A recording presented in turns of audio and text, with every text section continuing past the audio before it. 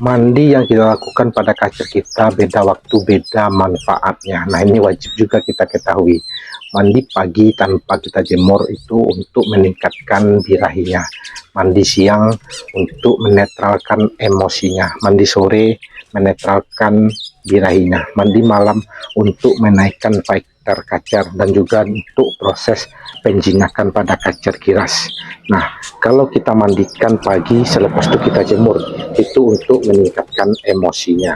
Kalau kita jemur dulu selepas itu kita mandikan, itu untuk menaikkan birahinya. Silakan kawan-kawan pilih pola mandi seperti apa yang sesuai untuk kacer kita masing-masing.